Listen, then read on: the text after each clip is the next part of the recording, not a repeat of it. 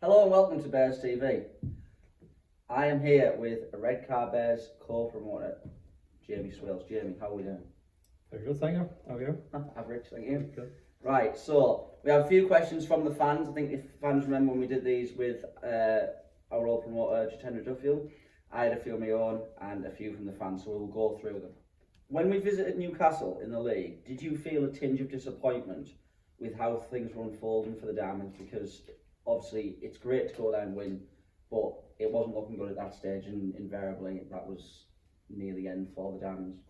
Yeah, it's we enjoyed it. Beating Newcastle is always enjoyable.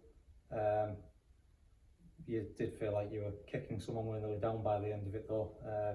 You want to beat a strong team, really.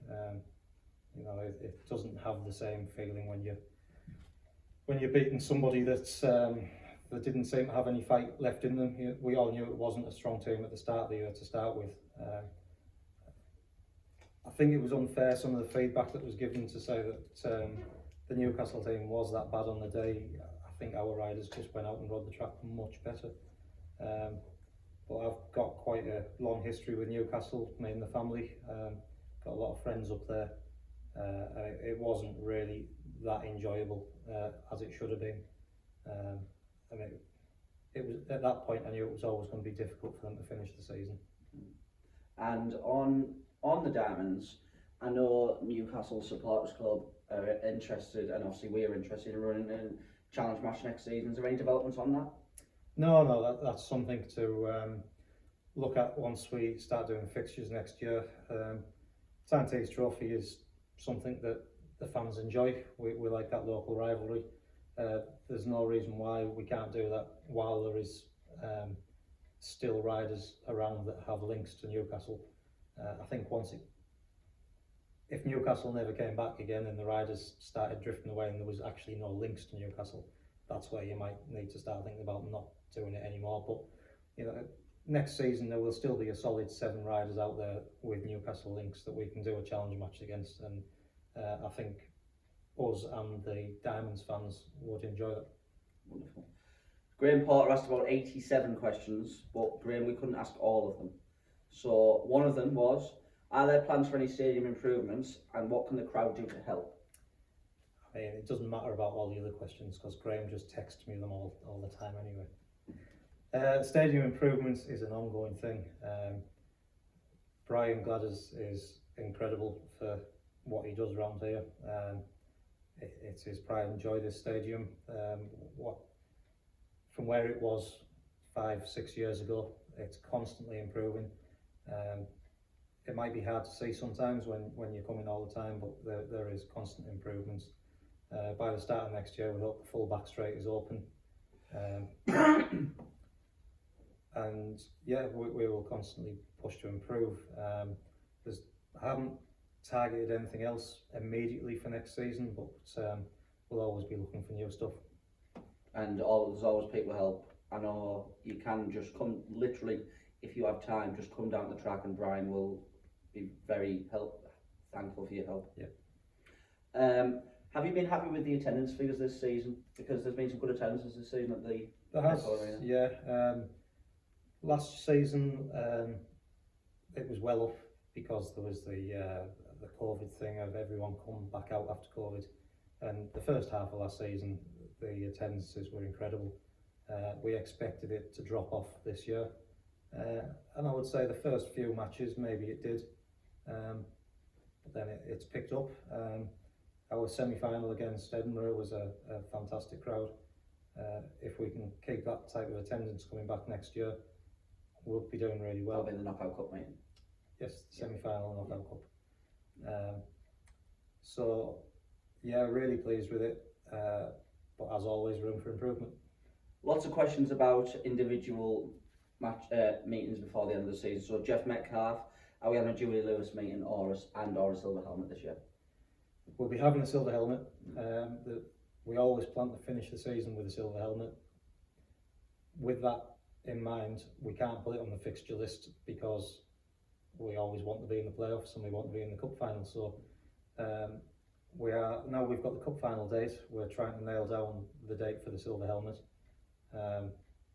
hopefully we'll bring that to you very soon. Now it's got to this point in the season, it wouldn't be realistic to run the Julie Lewis as well. You're pretty much putting half of the same field out in both meetings, I think, and it wouldn't really, it would take the shine off the silver helmet in what we want to be a showpiece event at the end of the season. That's fair enough. Since 2019, the regular promotion have been consistent in their message with the aim is to win the league. Obviously, we haven't achieved that yet, but do you believe we can still win the league with our lack of home track advantage? Yeah, definitely. I mean, if you look at the teams in our league with home track advantage, you'd possibly say Leicester have possibly the biggest, or one of the biggest home track advantages. And then in the Jubilee League matches this year, we actually drew with them on aggregate.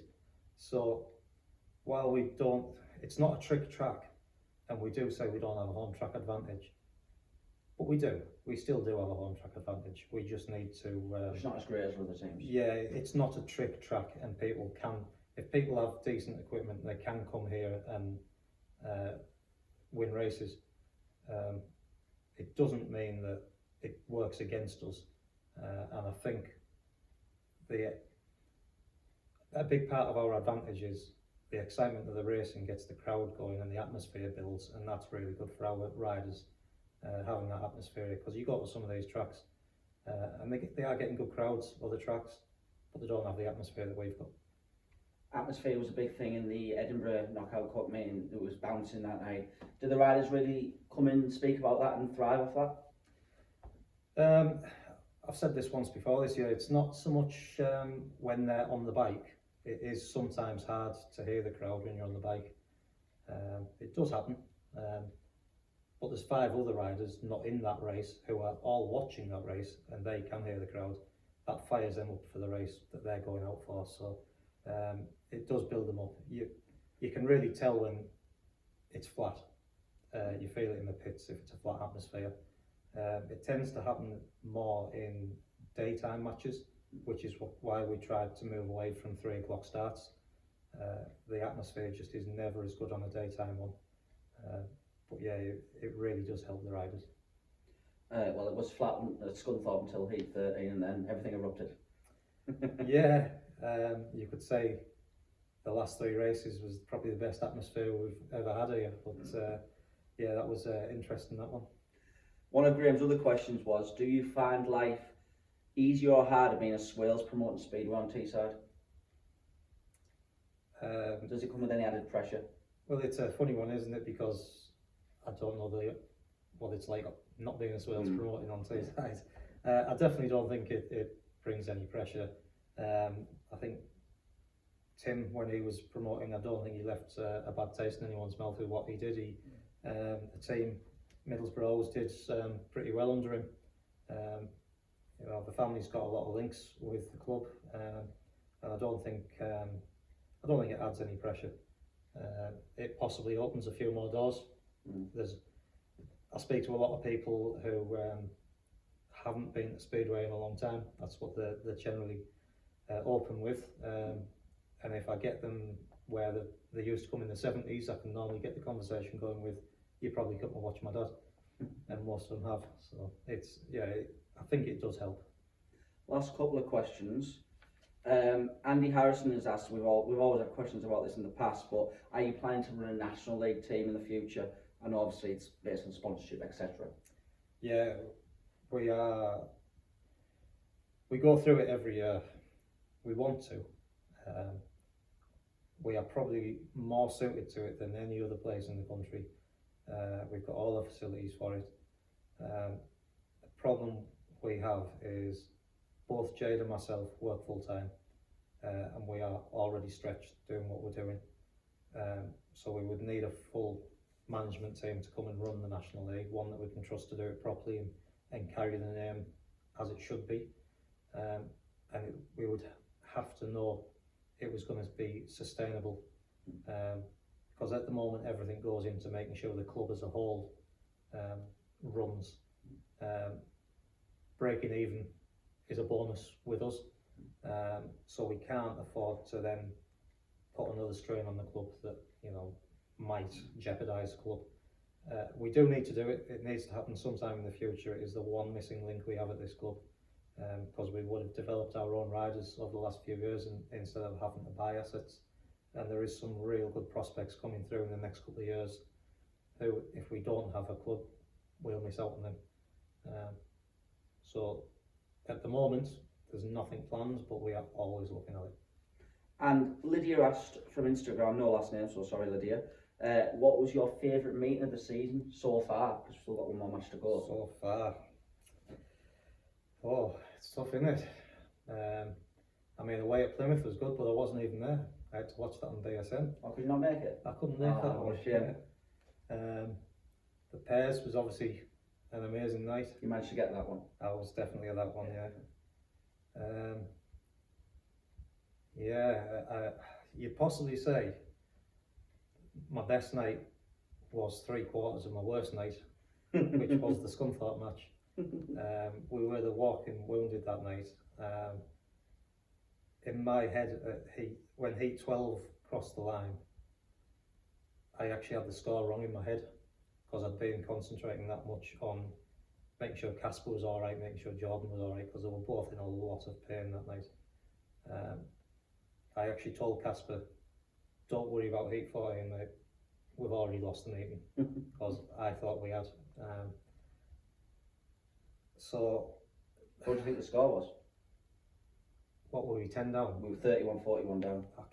I tend to remember it as in, right, we're 10 down at the moment, or I thought we were 14 down. I'd missed a race somewhere. Another Adam Ryan inspired 5-1. Possibly. We won't talk about that. So, yeah, I remember as Heat 12 was crossing the line, I was watching down the track, and it was a real big low for me. It felt like, because it wasn't just feeling like we'd lost a meeting, that was us out with the playoffs. It was like that's the end of the season. Everything we've worked for just finished in that race, and it really did feel like a huge low. And then after Heat 13 had finished and I heard the score, I thought, oh, hang on a minute, I've got this wrong here.